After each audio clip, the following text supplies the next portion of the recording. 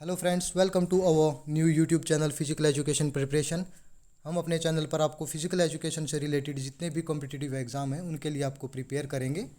चाहे वो DSSB हो, KVS हो या फिर NVS हो, तो हमारे साथ जुड़े रहिए और हमारे चैनल को सब्सक्राइब करें।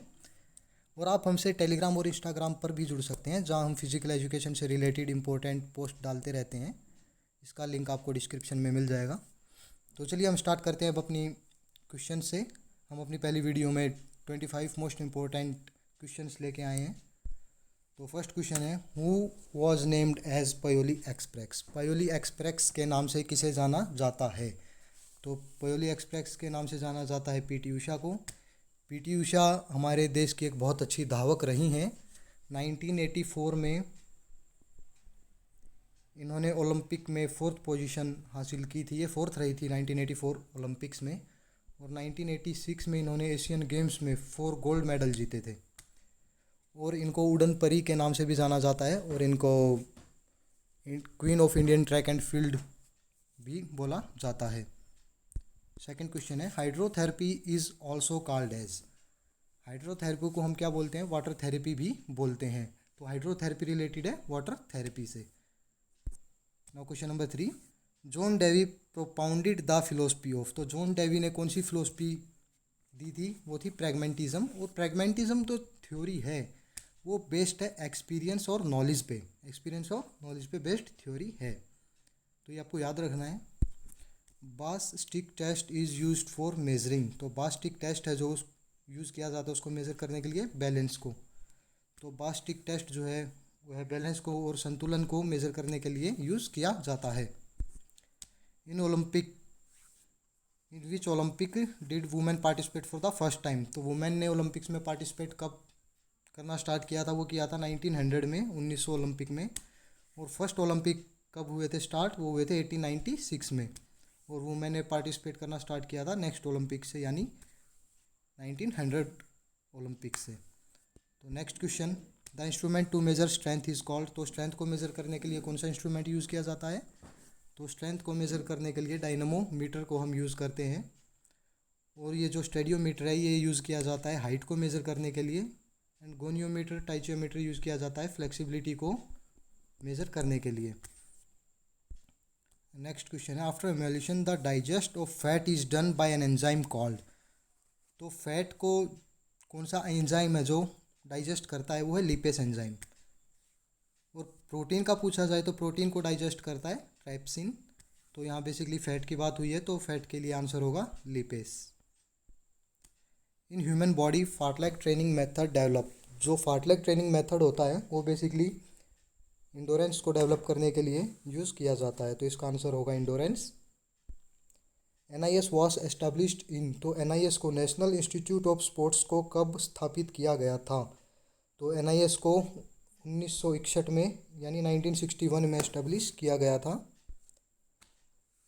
नेक्स्ट क्वेश्चन है, लिगामेंट्स आर फाउंड इन। तो लिगामेंट्स कहाँ पाए जाते हैं? लिगामेंट्स पाए जाते हैं जॉइंट्स में।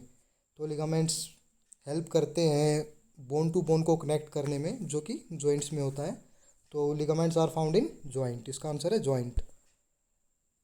नेक्स्ट है, how many type of joints are there in human body. तो अपनी बॉडी में कितने प्रकार के जॉइंट्स या जोड़ पाए जाते हैं? तो वो है 3 प्रकार के। और वो 3 प्रकार कौन से हैं? सबसे पहला तो आता है आपका fixed joint, movable joint, and third one is freely movable joint. ये 3 आपके टाइप हैं जॉइंट्स के। Gladiator sport was the most popular pass time of the people of. तो ग्लैडिएटर स्पोर्ट कहाँ पे पॉपुलर था? ये था रोम में। आपको याद रखना है, ग्लैडिएटर स्पोर्ट जो पॉपुलर था वो था रोम में। एगोग इन एंशियंट ग्रीस मीन्स। तो एगोग एंशियंट ग्रीस टाइम पे वर्ड यूज़ होता था एगोग, स्पार्टा पीरियड में। तो इसका जो मतलब था वो था formal education system of education. Formal education system of education.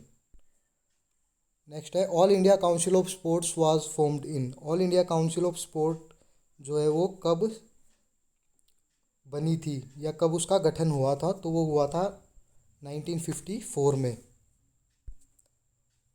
Next है, recreational theory was given by. Recreational theory जो है वो किसने दी थी या किसके द्वारा दी गई थी? वो दी गई थी GW पैट्रिक के द्वारा। तो इसका आंसर होगा GW पैट्रिक।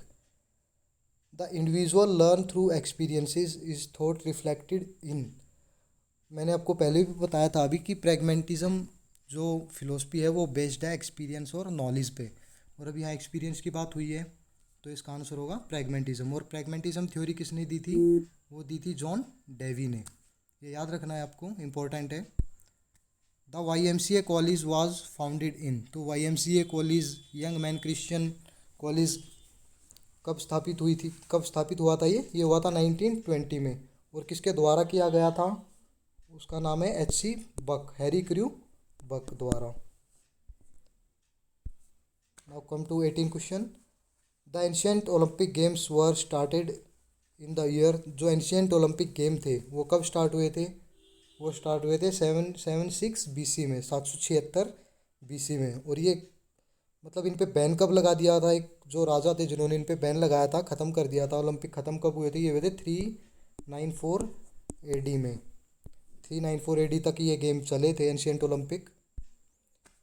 नेक्स्ट क्वेश्चन है largest chemical factory of body. तो लार्जेस्ट केमिकल फैक्ट्री अपनी बॉडी में किसको कहा जाता है?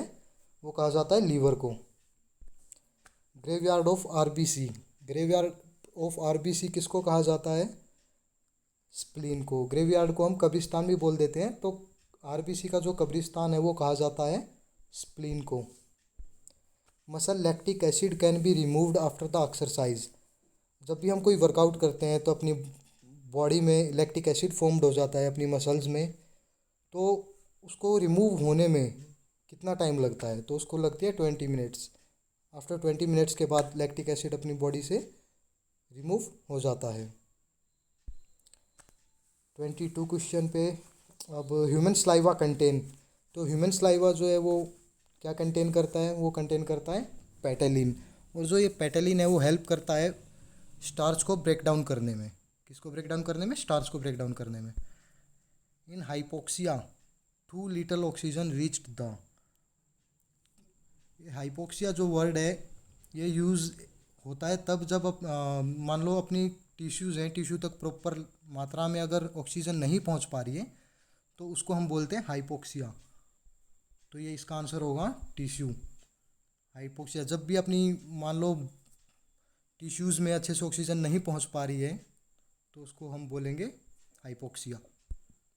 Heparin is found in. तो हेपरिन कहाँ पाया जाता है? हेपरिन पाया जाता है ब्लड में, और हेपरिन हेल्प करता है in the treatment of blood clotting. अगर ब्लड क्लोटिंग मतलब अगर ब्लड क्लोटिंग को ट्रीट करने में हेल्प करता है।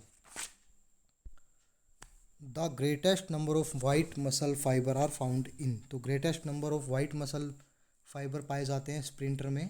और रेड मसल फाइबर की अगर हम बात करें तो वो इंडोरेंस वाले जो गेम्स होते हैं या इवेंट होते हैं लाइक मैराथन, क्रॉस कंट्री, इस इवेंट में होंगे रेड। और अगर हम बात करें वाइट की तो वो जो भी स्ट्रेंथ डोमिनेटेड इवेंट्स हैं लाइक स्प्रिंट हुआ, वेट लिफ्टिंग हुआ, तो इनमें होगा वाइट मसल फाइबर। तो ये हमारा लास्ट क्वेश्चन था। तो जल्दी हमारी दूसरी वीडियो भी आएगी। तो थैंक यू।